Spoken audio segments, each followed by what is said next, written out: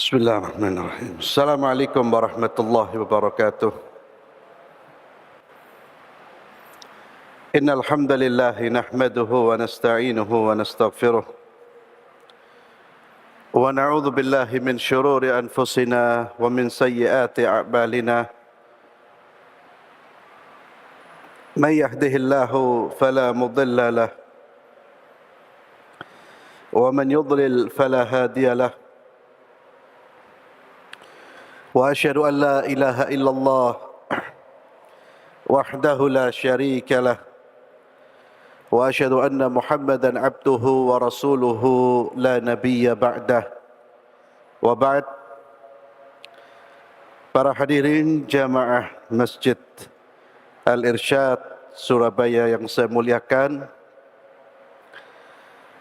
malam hari ini kita akan melanjutkan kajian akidah dan kita akan membahas permasalahan yang sangat penting yang terkait dengan keimanan, yaitu masalah nawaqidul iman,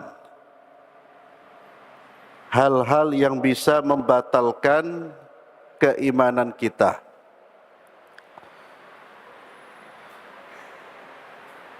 Tema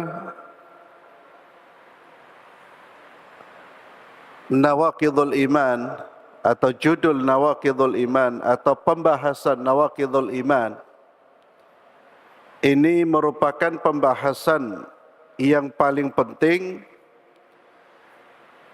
dan memiliki urgensi disebabkan beberapa alasan. Yang pertama, bahwa dosa-dosa yang membatalkan dan merusak keimanan itu merupakan dosa yang paling berbahaya.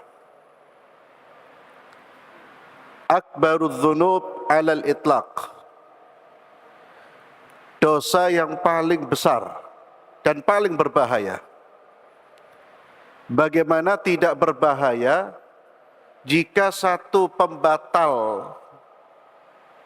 jika satu dosa yang membatalkan iman kita lakukan, maka akan membatalkan keimanan kita, mengeluarkan kita dari daerah iman menuju kekufuran. Ini satu perkara yang tidak boleh diremehkan. Maka mengetahui apa-apa yang bisa membatalkan iman itu termasuk ilmu yang paling penting yang harus diketahui. Karena dosa itu, ada dosa yang merusak iman kita, membatalkan iman kita, yang itu akan menjadi pembahasan ke depan, dan ada dosa yang tidak merusak, atau bukan tidak merusak, tidak membatalkan iman kita, tapi mengurangi iman kita. Ada perbuatan yang jika kita lakukan bisa membatalkan syahadat kita. Ada dosa yang tidak membatalkan syahadat, tidak membatalkan iman, tapi mengurangi iman. Maka dosa yang membatalkan iman ini merupakan dosa yang paling berbahaya. Alasan yang kedua, kita perlu mempelajari tentang nawaqidul iman, pembatal-pembatal keimanan, agar kita mengerti, mengetahui jalan-jalan yang berbahaya, agar kita mengetahui, mengenal jalan-jalan kekufuran. Kalau kita mengetahui jalan kekufuran, maka kita bisa menghindarkan diri dari jalan tersebut. Itu diantara pentingnya kita mengetahui keburukan. Maka yang perlu diketahui itu tidak hanya kebaikan, Tapi juga orang Islam harus tahu keburukan.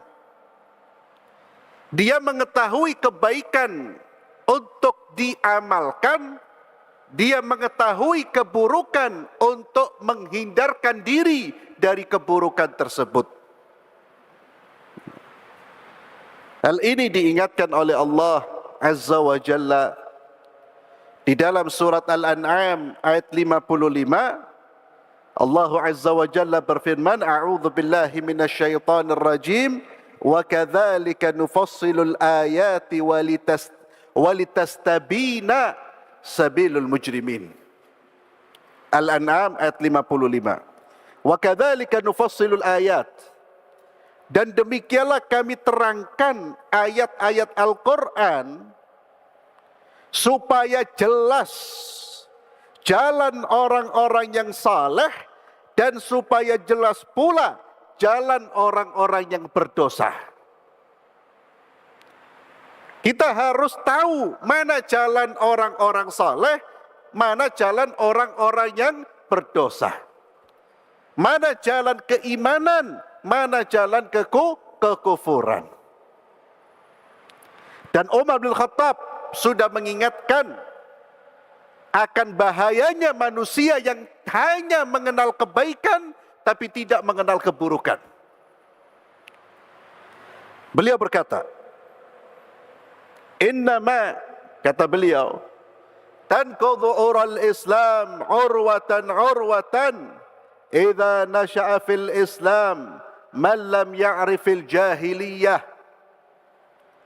Kata Umar bin Khattab, tali simpul Islam akan terputus satu demi satu. Tali simpul Islam yang mengikat keislaman akan terputus satu demi satu apabila dalam Islam tumbuh orang-orang yang tidak mengenal jahiliyah. Dia tidak mengenal tentang jahiliyah. Orang yang tidak mengetahui jalan keburukan, dia akan bisa tersesat di jalan tersebut. Orang yang tidak mengetahui ada lubang di satu tempat, dia akan terjerumus di dalam tempat tersebut. Kapan orang akan terhindar dari lubang di satu jalan? Ketika dia tahu bahwa di situ ada lubang, dia baru bisa menghindarkan diri dari lubang tersebut. Maka orang juga harus tahu. Untuk apa? Untuk jelas, agar jelas baginya mana jalan kekafiran, jalan yang bisa mengeluarkan dari Islam, dan mana jalan keimanan. Itu di antara urgensi kita mempelajari nawaqidul Islam. Hudzaifah ibn al-Yaman radhiyallahu tabaraka wa ta'ala an,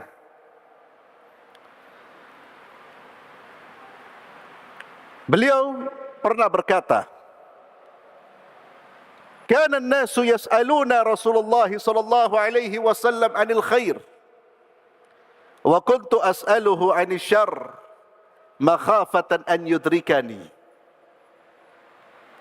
Ini diantara kecerdasan Hudzaifah ibn al-Yaman, salah seorang sahabat yang mulia. Apa kata beliau?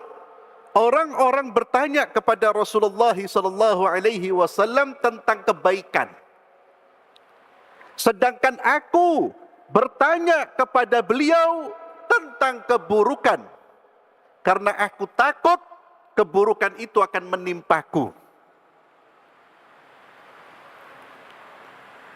Hadis ini diriwayatkan oleh Imam Al-Bukhari. Ya. Maka ada syair yang berbunyi, Araftu syarri la li syarr. Ya.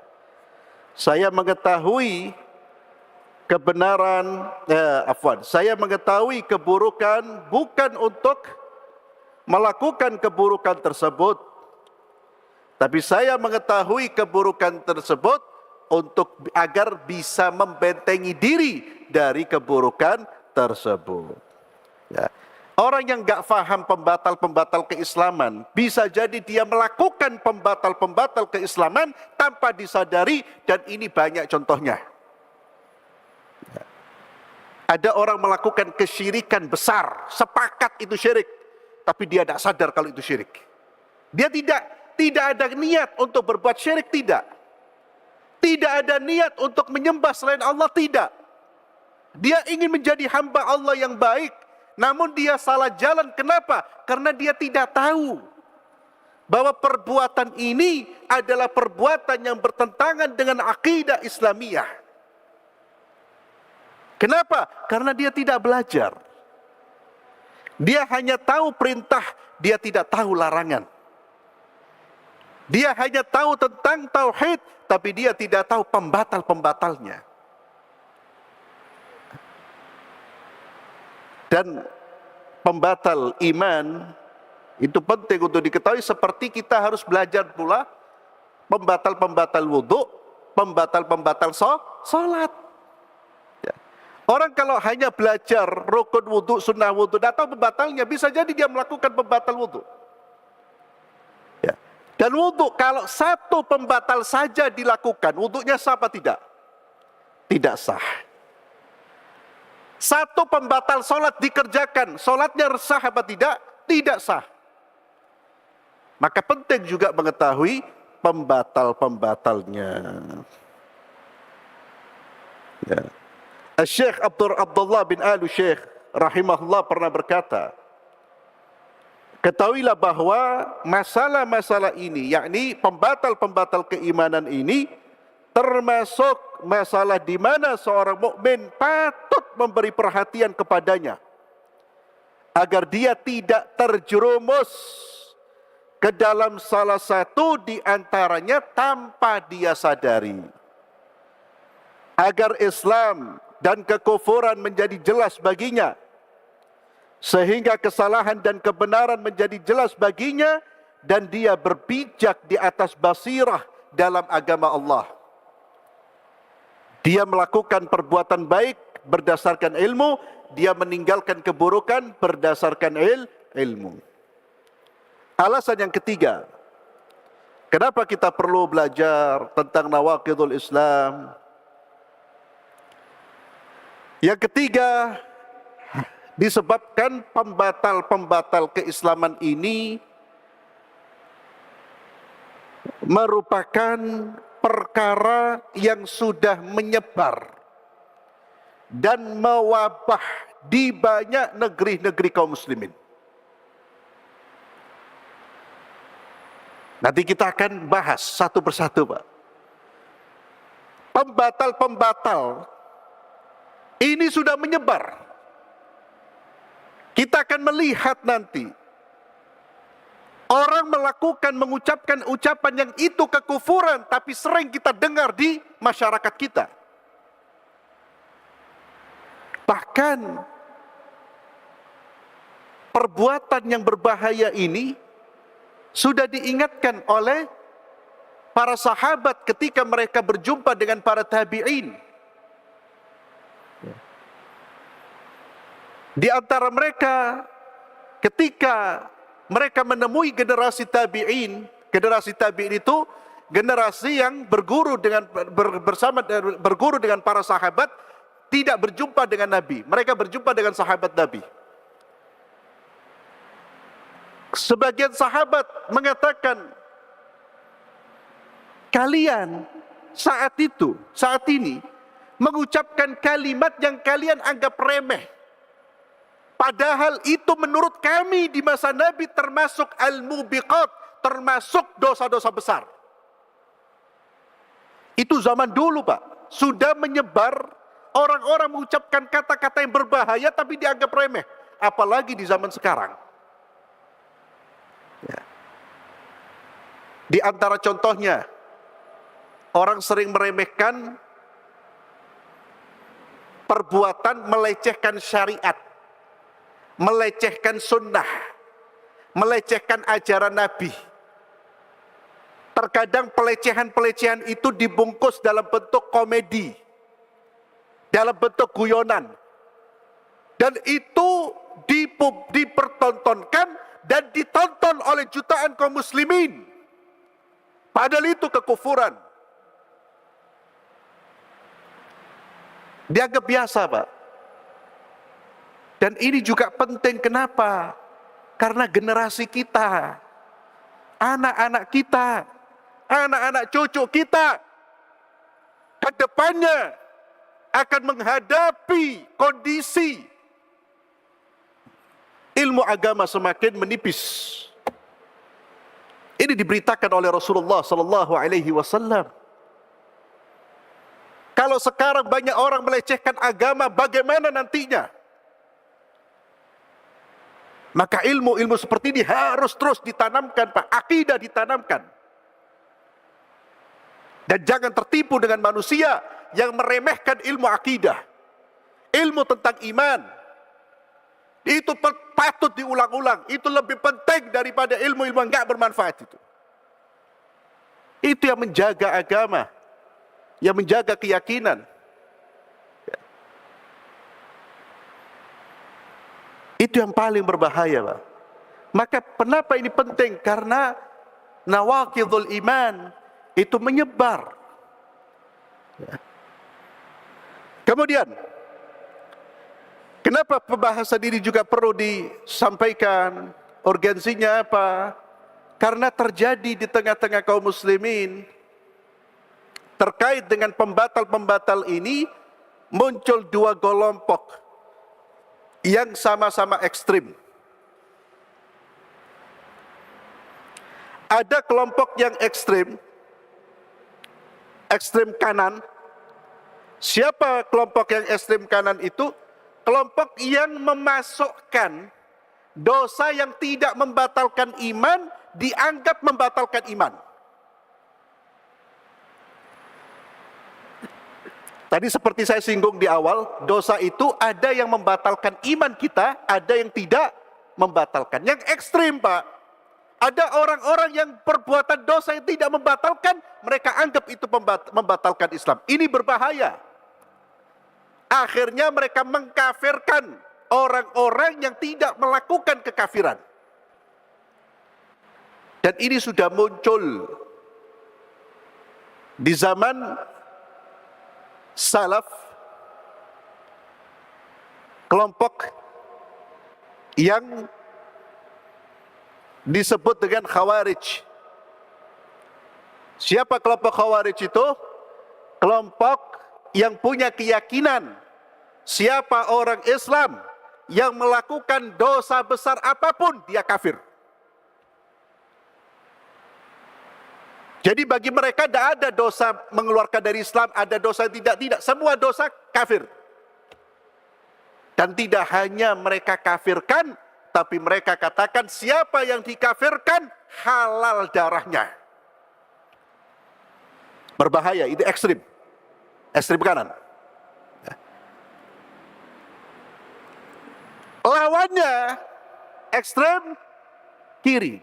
Siapa? Orang yang acuh tak acuh.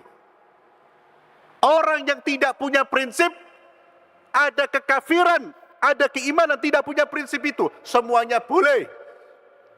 Anda mau hina agama, Anda mau celah agama, selama Anda masih punya keyakinan kepada Tuhan, Anda mukmin. Ini kelompok Murji'ah. Dua-duanya berbahaya. Ahlus sunnah pertengahan. Ada kekafiran, ada dosa yang mengeluarkan orang dari Islam. Tapi tidak semua dosa. Dan perlu diingat, orang yang melakukan pembatal keislaman pun, pembatal keimanan pun, tidak boleh serta-merta langsung dikafirkan. Karena ada persyaratannya juga. Maka kita belajar ini terutama bukan untuk jadi alat mengkafirkan, tapi alat untuk mendakwai, mengingatkan, hei kamu jangan berbuat ini, kamu bisa kufur dengan perbuatan ini. Karena perbuatan kafir dan mengkafirkan orang itu berbeda, Pak. Orang yang melakukan perbuatan kufur tidak serta-merta langsung divonis dia kafir. Bisa jadi dia tidak tahu. Seperti yang tadi saya sampaikan, ada orang-orang yang jatuh kepada kekufuran, Pak. Melakukan praktek-praktek kesyirikan tanpa dia sadari. Karena mungkin dia jauh dari tempat-tempat ilmu, dia tidak mengenal ilmu, Dia tidak niat untuk kafir, tidak niat. Orangnya ingin menjadi hamba Allah yang baik, tapi karena nggak tahu, atau karena lingkungannya, atau karena dia tumbuh di keluarga yang memang mengerjakan tradisi-tradisi seperti itu, maka orang yang jatuh kepada kekufuran tidak boleh langsung kita katakan kamu kafir. Ya. Tapi kita menjadikan peringatan. Maka ada dua kutub yang sama-sama berbahaya ekstrem. Yang satu melampaui batas. Pokoknya dosa kafir. Itu kalau dulu ada kelompok namanya Khawarij. Sekarang nama itu tidak ada, tapi pemikirannya ada. Pemikirannya ada. Mereka mudah mengkafirkan orang yang melakukan dosa-dosa yang tidak kafir, dianggap kafir. Lawannya Murji'ah. Kalau dulu namanya Murji'ah. Pokoknya kalau orang itu sudah syahadat, hatinya yakin tidak boleh dikafirkan. Entah dia mau mencelah syariat, melecehkan syariat, melecehkan sunnah Nabi, tetap dia Muslim. Pokoknya syahadat.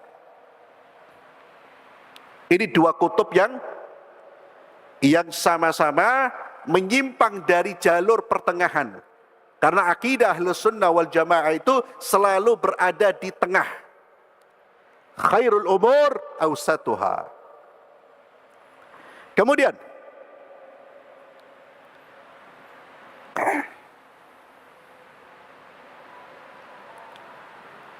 nah, itu ikhwani fillah, azzalallahu wa iyyakum, kenapa kita perlu mengetahui nawaqidul iman, apa urgensinya. Kita yang pertama tadi karena nawaqidul iman akbarudz dzunub 'alal itlaq, merupakan dosa yang paling berbahaya karena menghilangkan, melenyapkan keimanan kita. Yang kedua, agar jelas jalan kekufuran dengan jalan keimanan, sehingga kita bisa melalui jalan keimanan dan meninggalkan jalan kekufuran. Yang ketiga, perbuatan pembatal-pembatal ini qad ammat wa tammat, menyebar, sudah mewabah. Atau dengan bahasa lain mungkin tidak mewabah, tapi menyebar, banyak dilakukan. Maka perlu disampaikan, diingatkan. Yang keempat, terjadinya sikap ekstrim dan sikap acuh tak acuh, dan seterusnya. Ma'asyiral muslimin, a'azzallahu wa iyyakum. Kemudian yang perlu kita sampaikan sebelum kita masuk pada perbuatan-perbuatan yang membatalkan iman, yang perlu kita sampaikan bahwa menuduh orang dengan kekafiran itu bukan perkara ringan, bukan perkara yang boleh diremehkan. Karena mengkafirkan orang yang tidak layak, orang yang tidak kafir menurut Allah dan Rasulnya, mengkafirkan orang yang memang Allah dan Rasulnya tidak mengkafirkan, itu perbuatan yang sangat berbahaya. Sebagaimana Allah ingatkan di dalam surat An-Nisa ayat 94. Allah Azza wa Jalla berfirman, A'udzu billahi minasyaitonir rajim. Ya ayyuhalladzina amanu idza darabtum fi sabilillahi fatabayyanu wa la taqulu liman alqa ilaikumus salam lasta mu'minah. Hai orang-orang beriman, apabila kamu pergi berperang di jalan Allah, maka telitilah dan janganlah kamu mengatakan kepada orang yang mengucapkan salam kepadamu, kamu bukan seorang mukmin. Tabtaghuna 'aradal hayatid dunya fa indallahi maghanimu katsirah. Dengan maksud mencari harta benda kehidupan dunia, karena di sisi Allah ada harta yang banyak. Maka Allah ingatkan, jangan kamu mengatakan kepada orang yang mengucapkan salam, yakni sudah mengucap Assalamualaikum, kita kafirkan dia. Hanya ingin mendapatkan harta benda duniawi. Demikian pula Nabi kita Muhammad sallallahu alaihi wasallam, beliau juga memperingatkan masalah ini agar kita berhati-hati menuduh, menvonis. Abu Dzar radhiyallahu anhu meriwayatkan bahawa Rasulullah sallallahu alaihi wasallam bersabda, "La yarmi rajulun rajulan bil fusuq wa la yarmihi bil kufur illa irtaddat alaihi illam yakun sahibuhu kadzalik." Tidaklah seseorang menuding saudaranya, saudara seiman, dengan kefasikan dan kekafiran, kecuali hal itu kembali kepada dirinya jika rekannya tidak demikian adanya. Orang kalau sudah melemparkan tuduhan fasik atau kafir, tuduhan itu pasti akan kembali ke salah satu dari keduanya. Pasti. Kalau tidak kembali kepada penuduh, dia akan kembali kepada yang tertuduh. Kalau tidak kembali kepada yang tertuduh, dia akan kembali kepada siapa? Yang penuduh.